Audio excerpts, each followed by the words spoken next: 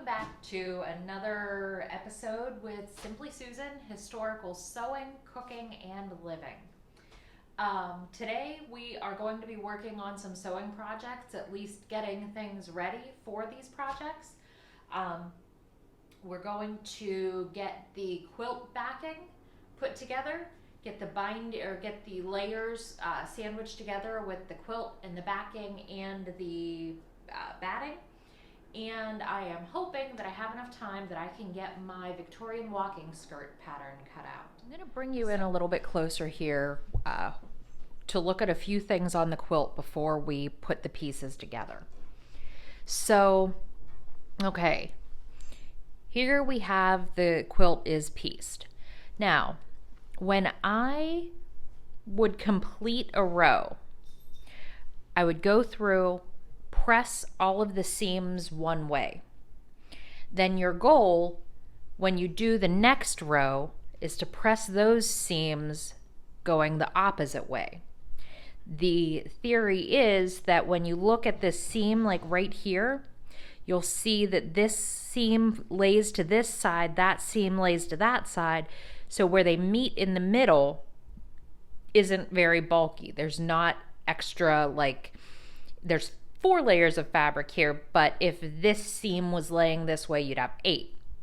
So that's just one little thing that when you are making a quilt, you want to try to press your seams so that they fall the opposite way of the seam that is adjacent to it. So yeah, I think that makes sense, that you just want them so that they don't all lay the same way. You want them to alternate. So that's how this is, and somehow I managed to get them all perfect how they should be. This is not always the case. You will sometimes have a seam that lays the wrong way, whatever. Most of the time it's going to be fine if you're not doing like a super intricate, very detailed pattern. But so yeah, I wanted to point that out.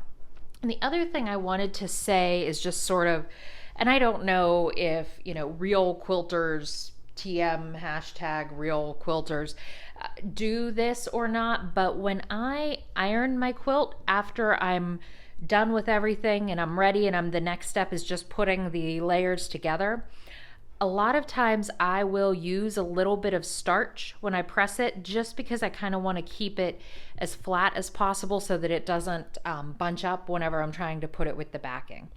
So yeah, that's just a little thing that I do, and it seems to help. At least it helps me anyway. But we're going to get the backing laid out, and I think this is going to be super pretty for a very precious little girl. So I'm going to get the backing laid out. We're going to get the layers put together, and then we will be ready to start the quilting when the next time we sit down at the machine.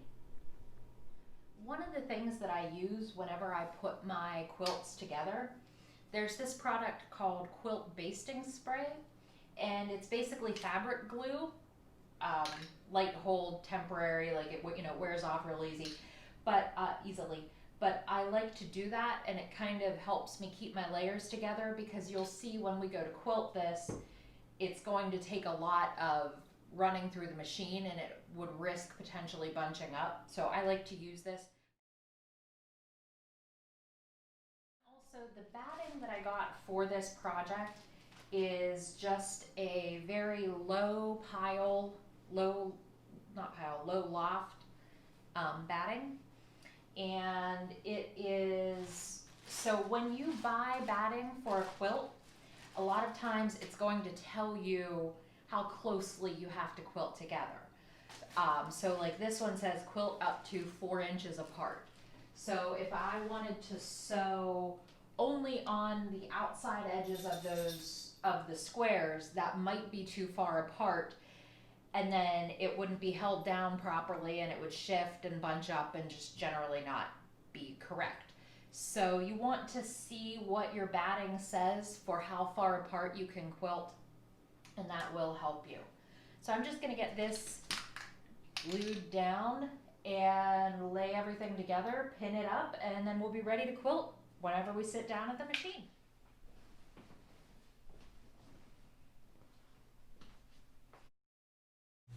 All right, voice from the future, stopping in to tell you a little bit more about what we're doing here and what we will accomplish through the rest of this quick little video. What I'm doing now is just running some safety pins in through all 3 layers of the quilt. Although we did use the basting spray to help hold the layers together, safety pins are just a little bit more secure to help us prevent any bunching or shifting from occurring. Now, originally in my introduction, I said that I would try to get the quilt layers put together and hopefully get the skirt cut out. Well, I decided that I was going to break the projects apart and just show the middle part of the processing of this quilt, and then we'll go on to the skirt in its own video. So, thank you for watching, and we will continue working on these projects.